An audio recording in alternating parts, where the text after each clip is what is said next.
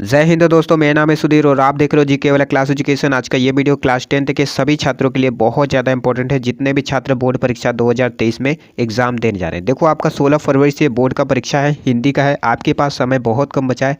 आपका 5 नंबर का क्वेश्चन यहाँ से पूछा जाएगा, ठीक है। आपको पता होगा सिलेबस में हिंदी पद के विकास का संक्षिप्त परिचय से 5 नंबर का क्वेश्चन बनेगा, जिसमें आपका रीतिकाल व आधुनिक काल से संबंधित बहुविकल्पी का क्वेश्चन दिया जाएगा, ठीक है।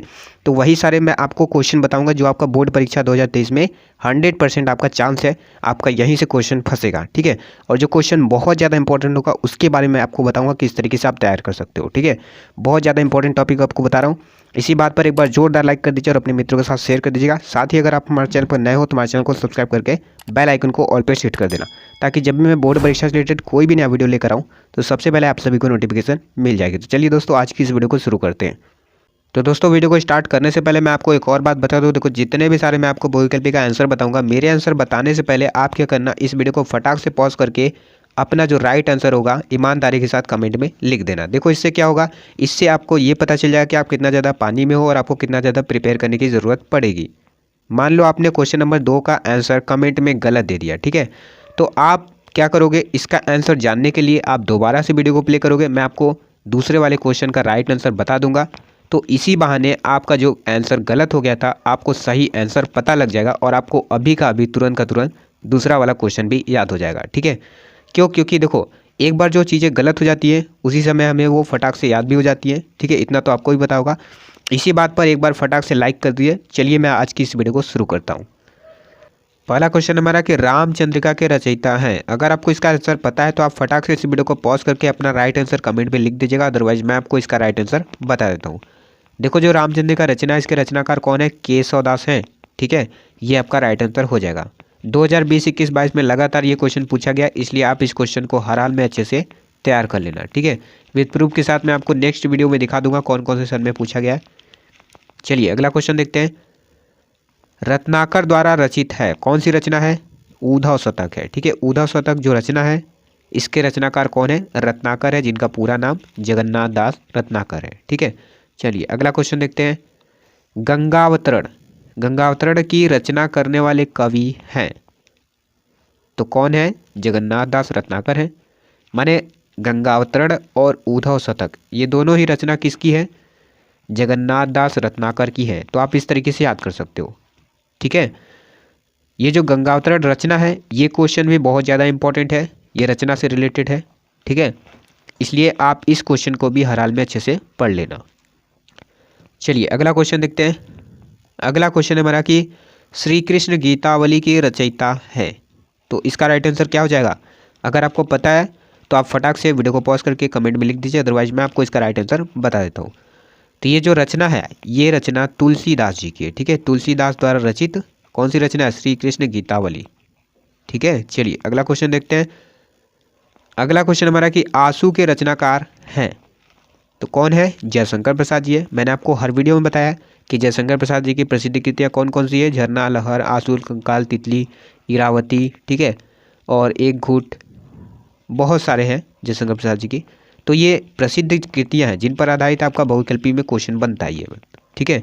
तो आप इस तरीके से याद रख सकते हो, ठीक है। तो आंसू के रचनाकार कौन है, जयशंकर प्रसाद जी है, ये आपका राइट आंसर हो जाएगा। चलिए अगला क्वेश्चन देखते हैं। द्वापर, ठीक है, द्वापर के रचयिता हैं, कौन है, मैथिली शरण गुप्त जी हैं, ये आपका राइट आंसर हो जाएगा। ये भी क्वेश्चन कई बार पूछा जाता है, इसलिए आप इस क्वेश्चन को भी अच्छे से पढ़ लेना।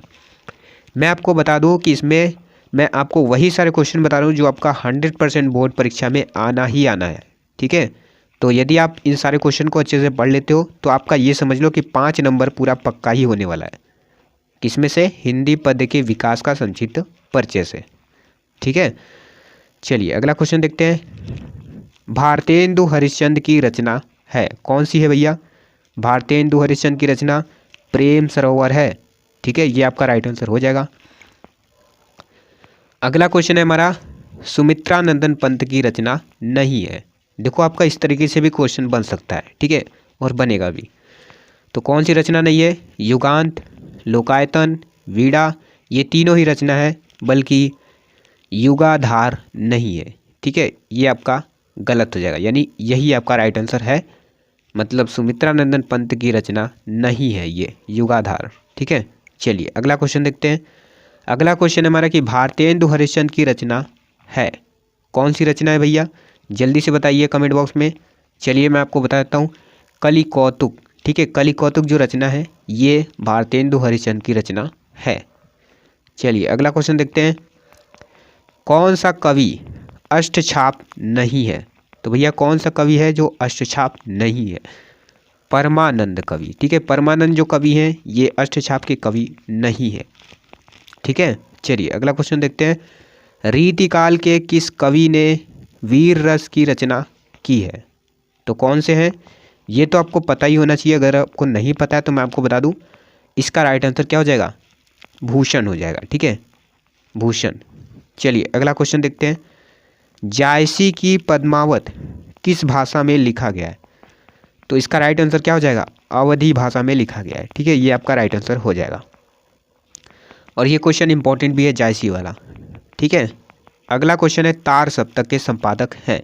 देखो ये क्वेश्चन भी बहुत ज़्यादा इंपॉर्टेंट है। ये जो तार सप्तक है, तार सप्तक का सन से रिलेटेड भी क्वेश्चन पूछे जाते हैं और इस तरीके से भी पूछे जाते हैं। बोर्ड परीक्षा में आपका कई बार आया भी है। मैं आपको विद प्रूफ के साथ अगले वीडियो में ज़रूर से ज़रूर दिखा दूंगा।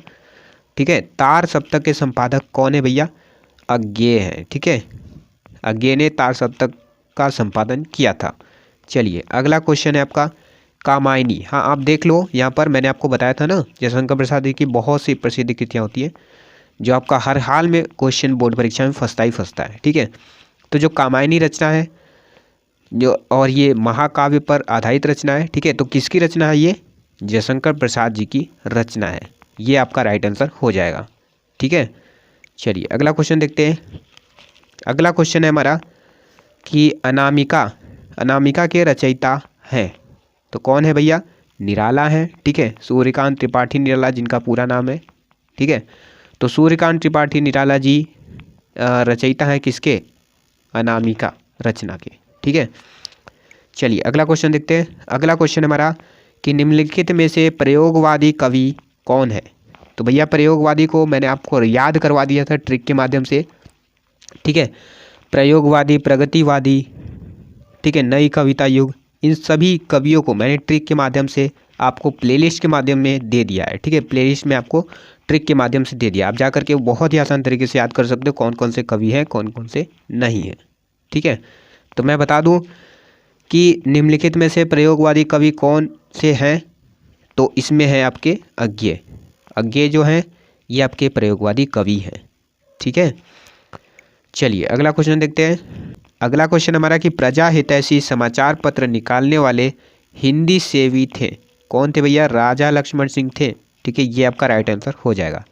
अगला क्वेश्चन हमारा कि रीतिबद्ध काव्य के कवि हैं। कौन है भैया, रीतिबद्ध काव्य के कवि कौन है, भिखारी दास है। ठीक है, भिखारी दास ये कवि हैं रीतिबद्ध काव्य के। ठीक है, चलिए अगला क्वेश्चन देखते हैं। अखरावट के रचनाकार हैं। तो भैया कौन है अखरावट के रचनाकार, अखरावट के रचनाकार मलिक मोहम्मद जायसी है। ठीक है, मलिक मोहम्मद जायसी, ये आपका राइट आंसर हो जाएगा। चलिए अगला क्वेश्चन देखते हैं। अगला क्वेश्चन है आपका कि जनवादी कविता की बृहदयात्री में आती है, बृहदत्री में आती है। तो कौन हो जाएगा इसका राइट आंसर, इसका राइट आंसर हो जाएगा नागार्जुन, त्रिलोचन शास्त्री और केदारनाथ अग्रवाल, ये आपका राइट आंसर हो जाएगा। ठीक है, चलिए अगला क्वेश्चन देखते हैं। भक्ति काल की रचना है। तो भक्ति काल की कौन सी रचना है भैया, जल्दी से बताइए। मैं आपको बता दूं कि जो भक्ति काल की रचना है वो है विनय पत्रिका, ये आपका राइट आंसर हो जाएगा। ठीक है, उसके बाद है खुमान रासो। ये बहुत ज़्यादा इंपॉर्टेंट है, ये कई बार पूछा जाता है, हर साल आता है ये खुमान रासो। ठीक है, खुमान रासो के रचनाकार कौन है भैया, जल्दी बताइए। खुमान रासो के रचनाकार दलपति विजय है। ठीक है, ये आपका राइट आंसर हो जाएगा। अगला क्वेश्चन है आपका कि मैथिली शरण गुप्त की रचना है। मैंने आपको बताया था। ठीक है, भारत भारती मैथिली शरण गुप्त की रचना है। मैंने आपको ट्रिक के माध्यम से भी याद करा दिया, आप जाकर के देख सकते हो मेरे, ठीक है, प्लेलिस्ट वाले सेक्शन में। चलिए अगला क्वेश्चन देखते हैं। अष्टछाप के कवि नहीं है। ठीक है, जल्दी बताइए अष्टछाप के कवि कौन नहीं है, अष्टछाप के कवि भिखारी दास नहीं है। ठीक है, ये आपका राइट आंसर हो जाएगा।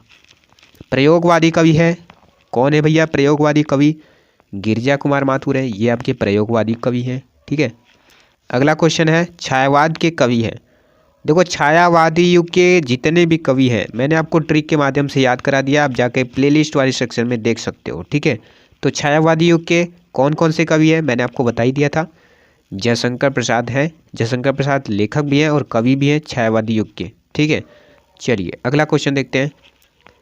साकेत, देखो ये भी क्वेश्चन बहुत ज़्यादा इंपॉर्टेंट है। साकेत के रचनाकार हैं तो कौन है भैया? साकेत के रचनाकार मैथिली शरण गुप्त जी हैं, ये आपका राइट आंसर हो जाएगा। ठीक है, चलिए अगला क्वेश्चन देखते हैं। अगला क्वेश्चन है आपका कि छायावादोत्तर काल का समय माना जाता है, कब माना जाता है जल्दी बताइए। छायावादोत्तर युग का जो समय है वो कब माना जाता है? 1953 से लेकर के अद्यतन माने आज तक माना जाता है। ठीक है, ये आपका राइट आंसर हो जाएगा दूसरा वाला। चलिए अगला क्वेश्चन देखते हैं। अगला क्वेश्चन है कि संसद के सड़क तक के रचना है, इसका राइट आंसर क्या हो जाएगा? इसका राइट आंसर हो जाएगा धूमिल। ठीक है, ये आपका राइट आंसर हो जाएगा। अगला क्वेश्चन हमारा कि छायावादी काव्य की बृहत्त्रयी में नहीं है, तो भैया कौन नहीं है भैया जल्दी बताइए आप कमेंट में। तो इसमें नहीं है कौन? महादेवी वर्मा। ठीक है, महादेवी वर्मा बृहत्त्रयी में नहीं है, यानी 3 कवि जो थे मैंने आपको अभी ऊपर भी बताया था। ठीक है, तो उस पर टिक लगाया था। ठीक है, तो उसमें कौन नहीं है? महादेवी वर्मा नहीं है, ये आपकी नहीं है। ठीक है, चलिए अगला क्वेश्चन देखते हैं। अगला क्वेश्चन है हमारा कि किस कवि को राष्ट्रीय कवि का सम्मान प्राप्त हुआ, तो इसका राइट आंसर क्या हो जाएगा जल्दी से बताइए। मैथिली शरण गुप्त, ये आपका राइट आंसर हो जाएगा। ठीक है, चलिए अगला क्वेश्चन देखते हैं 32 नंबर का। 32 नंबर का हमारा क्वेश्चन क्या है? दीप शिखा। देखो ये क्वेश्चन बहुत ज़्यादा इंपॉर्टेंट भी है। दीप शिखा के रचयिता कौन है, या फिर दीप शिखा किसकी रचना है?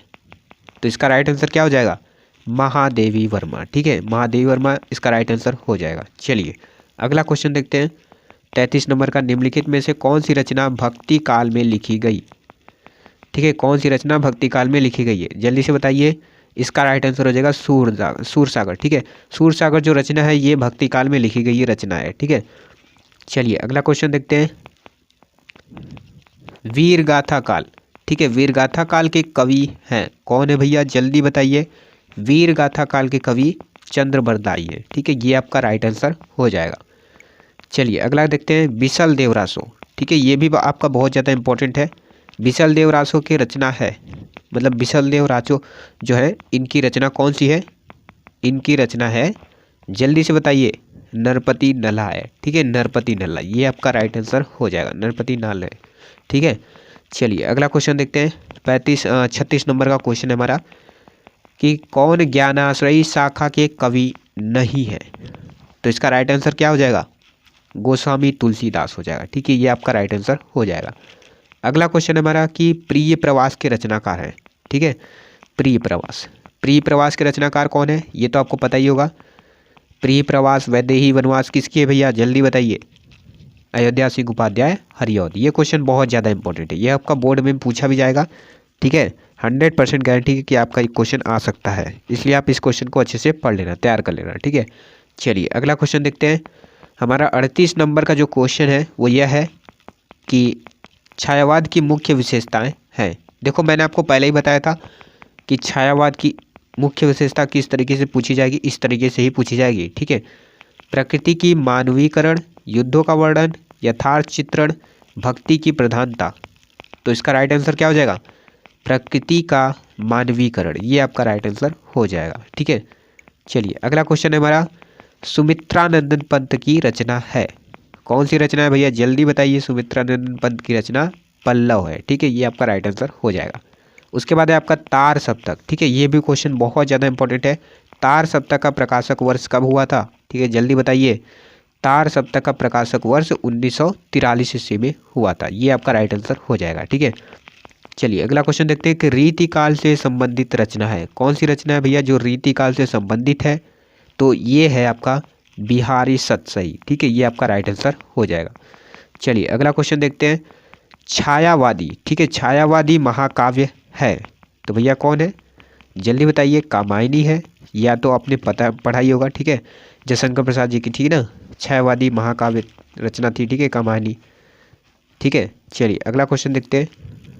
छायावादोत्तर कवि है। ठीक है, छायावादोत्तर कवि कौन है भैया, जल्दी से बताइए। छायावादोत्तर युग के कवि कौन है, अज्ञेय है। ठीक है, ये आपका राइट आंसर हो जाएगा। अगला क्वेश्चन है, महादेवी की रचना है, महादेवी वर्मा की कौन सी रचना है भैया, जल्दी से बताइए। नीरजा है। ठीक है, ये आपका राइट आंसर हो जाएगा। चलिए अगला क्वेश्चन देखते हैं। अगला क्वेश्चन है हमारा कि कठिन काव्य के प्रेत कहे जाते हैं। तो कौन कहे जाते हैं कठिन काव्य के प्रेत, केशव कहे जाते हैं। ठीक है, केशव दास।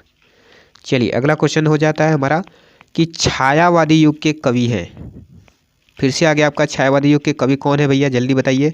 छायावादी युग के कवि आपका कौन हो जाएंगे, सूर्यकांत त्रिपाठी निराला, ये आपके छायावादी युग के कवि हैं। ठीक है, चलिए अगला क्वेश्चन देखते हैं।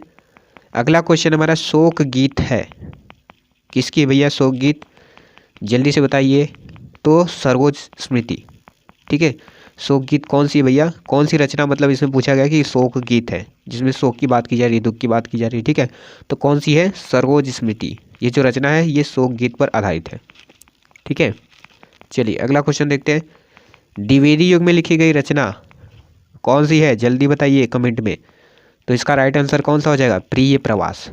प्रिय प्रवास जो रचना है द्विवेदी युग में लिखी गई रचना है। ठीक है, बहुत ज़्यादा इंपॉर्टेंट भी है आप सभी के लिए, और ये भी क्वेश्चन आप सभी के लिए इंपॉर्टेंट है, कुरुक्षेत्र। ठीक है, कुरुक्षेत्र के रचनाकार हैं कौन है भैया, जल्दी बताइए। रामधारी सिंह दिनकर है, ये आपका राइट आंसर हो जाएगा। ठीक है, अगला क्वेश्चन हमारा कि रामचरितमानस। ठीक है, रामचरितमानस में कुल कांडों की संख्या है कितनी है, 8, 7, 9, 6। तो जल्दी से बताइए इसका राइट आंसर क्या हो जाएगा, 7 हो जाएगा। ठीक है, ये आपका राइट आंसर हो जाएगा। तो दोस्तों आज की इस वीडियो में इतना ही, मिलते हैं एक और नई वीडियो के साथ।